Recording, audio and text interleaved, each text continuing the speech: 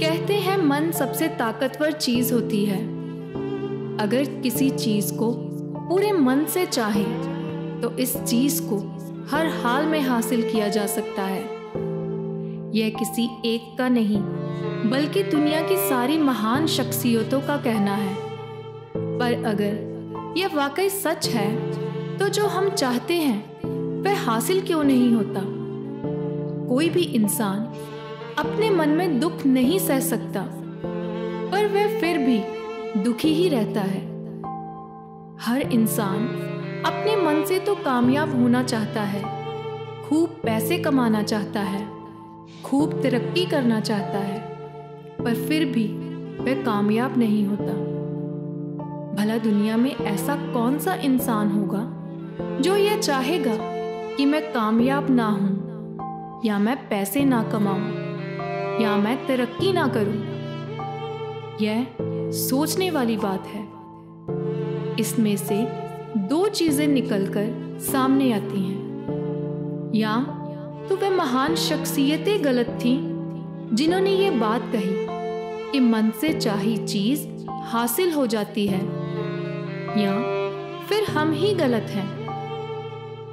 आज की इस कहानी से आपको एक ऐसा मंत्र मिलेगा जिससे आप समझ जाओगे कि कैसे अपने मन के साथ कोई भी काम करवाया जा सकता है। इस कहानी से आपको अच्छे से समझ आ जाएगा और यह भी समझ आ जाएगा कि लॉ ऑफ अट्रैक्शन कैसे काम करता है। यह कहानी बेशक छोटी है पर बहुत ही गहरी है। इससे पहले कि आप इस कहानी में खो जाओ, इस चैनल को सब्सक्राइब जरूर करें। एक बार की बात है कि एक इंसान की जिंदगी में सिर्फ दुख ही दुख थे। वह जो भी काम करता कभी सफल ना होता। अगर घर आता तो घर में कलेश, और अगर किसी से सहायता मांगता तो कोई उसका हाथ पकड़ने के लिए तैयार ही ना होता। ऐसे लग रहा था कि चारों तरफ से दुखों ने सिर्फ उसी को घेरा हो। उसको समझ नहीं आ रहा था कि वह इन मुसीबतों से आखिर किस तरह छुटकारा पाए। वह सारा सारा दिन, सारी सारी रात बस यही सोचता रहता, जिस वजह से उसकी नींद भी पूरी नहीं होती थी। उसकी आंखों के नीचे काले घेरे बन गए जो साफ बता रहे थे कि वह व्यक्ति कितना दुखी है। कभी कभी तो उसको ख्याल आता कि वह आत्महत्या ही कर ले, पर उसका परिवार हमेशा उसे यह कदम उठाने से रोक लेता था। जब दुखों ने उसको ज्यादा ही दुखी कर दिया तो उसने इन दुखों से छुटकारा पाने का फैसला कर लिया। इसलिए वह कितनी भी मेहनत करने के लिए या कुछ भी और करने के लिए तैयार था। उसने खुद को इतना तैयार कर लिया कि अगर बेशक उसके सामने जलते अंगारों का समुंदर भी आ जाए तो वह उसको नंगे पांव भी पार कर लेगा। एक दिन उसने अपने एक दोस्त से पूछा कि किस तरह उसकी जिंदगी में बदलाव लाया जा सकता है।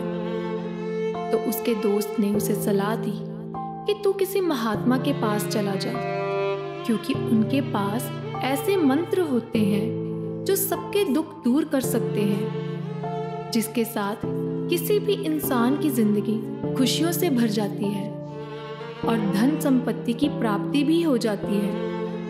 तू बस ऐसे ही किसी साधु को ढूंढ ले, तेरा काम हो जाएगा। यह बात उस आदमी के दिल में ऐसी घर कर गई कि अब कोई बाबा ही उसके दुखों को दूर कर सकता है। इसलिए जब भी उसे किसी संत महात्मा का पता चलता तो वह बिना समय गवाए उनके पास पहुंच जाता। वह साधुओं को अपना दुख बतलाता और उनसे अपनी मुसीबतों से छुटकारा पाने का हल पूछता और कुछ भी करने के लिए तैयार हो जाता। उसको करने के लिए टूने टोटके बताए जाते और बदले में पैसे ले लिए जाते। वो भी यही सोच के पैसे खुशी खुशी दे देता कि इसके बाद उसकी जिंदगी में खुशहाली आ जाएगी। उसको हिदायतें दी जाती कि इस टोटके को पूरी विधि के साथ करना, और वह घर आके पूरा उसी तरह करता। पर बहुत सारे टोटके करने के बाद भी उसकी जिंदगी में कोई बदलाव न आया, बल्कि वह पहले से भी ज्यादा दुखी रहने लग गया। आर्थिक तौर पर तो वो पहले ही गरीब था, पर अब इन ढोंगियों के पास जा जाकर उसकी बची कुची दौलत भी खत्म होने की कगार पर आ गई। और अब उसने महसूस किया कि साधु संतों के पास जाने से उसकी जिंदगी में दुख कम होने की बजाय बढ़ते ही जा रहे हैं। वह सोचता कि आखिर मैं करूं तो क्या करूं। वह बड़ी गंभीर दुविधा में पड़ गया कि वह अब साधु संतों के पास जाए या ना जाए। फिर उसको किसी ने राय दी कि तुम अपने घर में किसी पंडित को बुलाओ और हवन करवाओ। हवन से तुम्हारा घर शुद्ध हो जाएगा। तुम्हारे घर में कोई भी बुरी ऊर्जा होगी तो निकल जाएगी। अगर कोई बुरी बला होगी तो वो भी टल जाएगी और तुम्हारे घर में सुख आ जाएंगे। यह बात भी उस व्यक्ति के दिल में घर कर गई, क्योंकि आप अच्छे से जानते हो कि दुखी व्यक्ति क्या नहीं करता। उसने एक पंडित को बुलाकर घर में हवन करवाया। हवन पूरी विधि विधान से किया गया और पंडित ने भी हवन करने की अच्छी खासी रकम उससे वसूली।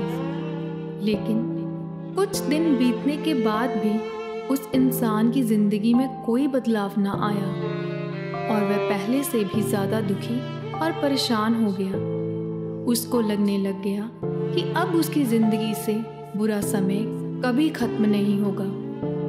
यह सब सोच सोचकर उसका बुरा हाल हो गया।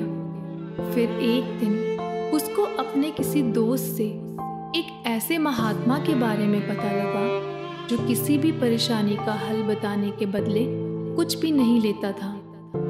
उस व्यक्ति को लगा कि यह साधु बाकी साधुओं के जैसे नहीं हो सकता, क्योंकि यह किसी से भी दान नहीं लेता था, और अगर वह सच में कुछ नहीं लेता तो वाकई वह कोई सिद्ध महात्मा होगा। यह सोचकर वह उस साधु के आश्रम चला जाता है। जब वह शख्स वहां जाता है तो देखता है साधु ध्यान में बैठे थे। यह देखकर वह चुपचाप वहां बैठ गया और उनके ध्यान से बाहर आने का इंतजार करने लगा। थोड़ी देर बाद जब महात्मा ने अपनी आंखें खोली तो अपने आगे एक दुखी और परेशान नौजवान को बैठे देखा। उसकी आंखों के नीचे बने काले घेरे देखकर ही समझ गए कि वह इंसान अपनी जिंदगी से कितना परेशान है।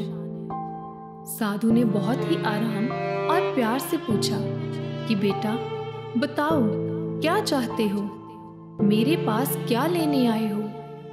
वह व्यक्ति बिना देरी करता बोला, बाबा जी मैं अपनी जिंदगी से बहुत परेशान हूँ। मैंने अपने दुखों से छुटकारा पाने के लिए बहुत रास्ते चुने। मैंने हर काम करके देख लिए, हर कोशिश करके देख ली जो किसी भी इंसान ने मुझे करने के लिए कही, पर मुझे कुछ हासिल ना हुआ जो मुझे मेरे दुखों से दूर ले जाए। पर मेरी जिंदगी में दुखों की कोई कमी ना आई। मेरी जिंदगी में दुख और परेशानियां कम होने की बजाय और भी बढ़ती गईं। मुझे बिल्कुल भी समझ नहीं आ रहा कि ऐसा क्या करूं कि सुखी हो जाऊं। कभी कभी तो मेरे मन में आत्महत्या के विचार भी आते हैं, पर अपने परिवार के बारे में सोच के मैं ये ख्याल छोड़ देता हूँ। मैंने आपके बारे में बहुत सुना है और मैं आपके पास बहुत उम्मीद से आया हूँ। कृपया करके मुझे कोई ऐसा रास्ता बताएं जिससे मैं अपने दुखों से छुटकारा पा सकूं। इसलिए मैं कुछ भी करने को तैयार हूँ। वह रास्ता चाहे कितना भी मुश्किल क्यों ना हो, मैं वह रास्ता पार करने के लिए तैयार हूँ। महात्मा ने महसूस किया कि वह आदमी सच में बहुत परेशान है। महात्मा बोले, बेटा दुखों को दूर करने के लिए मंत्र ऐसे ही नहीं मिल जाते। मंत्र पाने के लिए बहुत कुछ करना पड़ता है। उस साधु की बातें सुनकर व्यक्ति को लगा कि यह महात्मा भी उससे पैसे ही हेठेगा, पर उसके पास कोई और चारा भी नहीं था। उसने कहा, साधु जी, आपको जो भी चाहिए मैं देने के लिए तैयार हूँ, पर आपका मंत्र सच्चा होना चाहिए, पूर्ण होना चाहिए, और उसका फल भी मुझे मिलना चाहिए। उसके बदले आपको जो भी चाहिए होगा मैं आपको दूंगा। महात्मा बोले, दान दक्षिणा तो बहुत ही छोटी सी चीज है, वो मुझे नहीं चाहिए। वह नौजवान सोचकर बोला कि महात्मा जी, मैं जलते अंगारों पे भी चलने के लिए तैयार हूँ। महात्मा बोले, जलते अंगारों पर चलने वाली छोटी सी चीज भी मैं तुमसे नहीं करवा सकता। मैं जो तुमसे करवाने वाला हूँ वह बहुत ही मुश्किल मंत्र है, बल्कि मुझे तो शक है कि तुम उसे पूरा कर भी लोगे। नौजवान बोला, आप मुझे बताओ तो सही, मैं कुछ भी कर सकता हूँ। साधु ने कहा, जब तुम आश्रम से अपने घर की तरफ जाओगे तो अपने मन में बार बार बोलना कि मैं सुखी हूँ, मैं सुखी हूँ, मैं सुखी हूँ। बार बार अपने मन में यही दोहराना है। पर एक बात याद रहे, यह जुबान पर नहीं आना चाहिए, इसको सिर्फ अपने मन में ही बोलना है। यह सुनकर वह शख्स बोला, बस इतनी सी बात, ये तो बहुत ही आसान है, पर इसके साथ होगा क्या? महात्मा बोले कि तुम एक बार इसको करो तो सही, वैसे भी तुमने बहुत सारे महात्माओं के मंत्र किए हैं, अब इसको करके देखो। नौजवान ने सोचा कि यह महात्मा कोई पैसा धन तो ले नहीं रहे और मंत्र भी बहुत छोटा सा ही है, इसको तो मैं बहुत आसानी से कर लूंगा। उसने वादा किया कि वह उस मंत्र का जाप जरूर करेगा। इतना कह के कि वह वहां से जाने ही लगा था कि उस साधु ने पीछे से आवाज देकर कहा कि बच्चा, जब तुम इस मंत्र को दोहराओ तो तुम्हारे मन में बंदर के विचार नहीं आने चाहिए, बंदर का एक भी ख्याल नहीं आना चाहिए, तभी यह मंत्र सिद्ध होगा। उस शख्स ने कहा कि आज तक तो मुझे कभी बंदर का ख्याल नहीं आया, तो अब क्यों आएगा? आप बिल्कुल फिक्र ना करें, मैं अपने मन में बस यही दोहराऊंगा कि मैं सुखी हूँ, मैं सुखी हूँ, मैं सुखी हूँ। यह कहकर वह वहां से चला गया और यह मंत्र दोहराता जा ही रहा था कि मैं सुखी हूँ, मैं सुखी हूँ, मैं सुखी हूँ। थोड़ा आगे पहुंचते ही उसके मन में अचानक बंदर का ख्याल आ गया। उस शख्स ने सोचा कि आज तक मेरे साथ कभी ऐसा नहीं हुआ कि मुझे बंदर का ख्याल आए, फिर आज ऐसा क्यों हो रहा है? इस तरह सोच सोच के उसने बंदर के ख्याल को अपने मन में बिठा लिया। वह यह भूल ही गया कि उसने किस मंत्र का जाप करते हुए घर जाना था। वो बस बंदर के विचार बारे ही सोच रहा था। जब थोड़े समय बाद उसे फिर से होश आया तो वह फिर से उस मंत्र का जाप अपने मन में करने लगा। फिर अचानक ही उसे एक बंदर सचमुच दिखाई दिया, जिससे उसके मन में बंदर के विचार फिर से ताजा हो गए। वो इस ख्याल को अपने दिल और दिमाग से बाहर निकालना चाहता था। अपने मन के साथ लड़ाई करते करते वह अपने घर पहुंच गया और अपनी घरवाली को कहा कि बंदरिया, मुझे खाने के लिए बंदर दे दे। जब उसे एहसास हुआ कि उसने यह क्या बोल दिया तो वह अपने बाल खींचने लग गया। वो दीवारों में सिर मारने लगा कि मुझे आज तक बंदर का ख्याल नहीं आया था, पर आज ऐसा क्या हो गया? मुझे हर तरफ बस बंदर ही दिखाई दे रहा है, ये कैसी माया है? यह सोच सोचकर वह सारी रात सो नहीं सका और सुबह होते ही वह महात्मा के आश्रम चला गया और वहां पहुंचते ही उस साधु के पैरों में गिर गया और कहा कि हे महात्मा जी, मेरे साथ ये कैसा चमत्कार हो रहा है? मुझे कल तक बंदर के विचार नहीं आ रहे थे, फिर अब ऐसा क्या हो गया? आपने कल से जब मुझे बोला है कि बंदर का ख्याल नहीं आना चाहिए, तब से ही मुझे हर जगह बंदर ही बंदर दिखाई दे रहे हैं। अभी भी एक बंदर आपके पीछे पेड़ पर बैठा हुआ है। आखिर ये क्या हो रहा है? यह सुनकर वह महात्मा मुस्कुराए और बोले, मन का जाल एक ऐसा जाल है जिसको समझना इतना आसान नहीं है। बंदर तो पहले भी तुम्हारे रास्तों में आते थे। जब कल तुम यहाँ आए थे तो ये बंदर इन्हीं पेड़ों पर घूम रहे थे, पर तब तुम्हारे ख्यालों में ये बंदर नहीं थे। तब तुम्हारे ख्यालों में सिर्फ तुम्हारे दुख थे। हम जिस चीज से दूर भागना चाहते हैं वो चीज हमारे अंदर बहुत गहरी उतर जाती है। असल में जिस चीज से हम छुटकारा चाहते हैं वो इसलिए चाहते हैं क्योंकि वह चीज हमारे साथ बहुत गहराई से जुड़ी होती है और आखिर वह हमारे बहुत अंदर तक छा चुकी होती है। ऊपर से तो हम सुखी होना चाहते हैं, पर हमारी जुबान कुछ और ही बोलती है।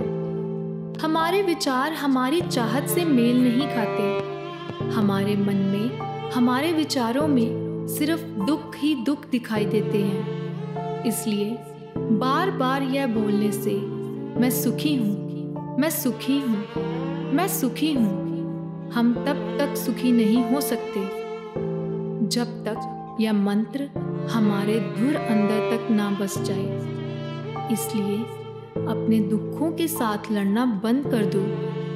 जब तक आप अपने दुखों को दूर करने के बारे में सोचते रहोगे, तब तक दुख आपके साथ ही चिपके रहेंगे। और जिस दिन आप उन दुखों के बारे में सोचना ही बंद कर दोगे, उस दिन से आपकी जिंदगी में से दुख गायब हो जाएंगे। अक्सर इंसान अपनी बुरी आदतें छोड़ना चाहता है या शराब छोड़ना चाहता है। सुबह वह सोचता है कि आज वह कोई गलत काम नहीं करेगा, पर रात तक वही इंसान नशे में चूर होकर आता है। आखिरकार ऐसा क्यों होता है कि जो हम सोचते हैं हम वो कर ही नहीं पाते? दरअसल हम उस चीज को बहुत तवज्जो देते हैं। जब भी हम उस चीज के बारे में सोचते हैं, हम उस चीज को बहुत ज्यादा अहमियत देते हैं। हम जितना ज्यादा किसी चीज से दूर जाने के बारे में सोचते हैं, हमारा मन उस चीज के पीछे दौड़ेगा। हमें उस ख्याल के साथ लड़ना नहीं चाहिए, बल्कि बिना सोचे वहां से गुजर जाना चाहिए।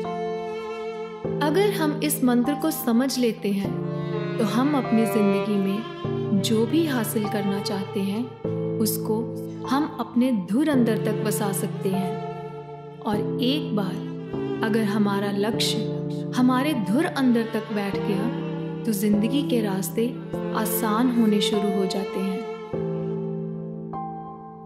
अगर आज की कहानी और आज का मंत्र आपको पसंद आया हो तो वीडियो को लाइक, शेयर और चैनल को सब्सक्राइब जरूर करें। धन्यवाद।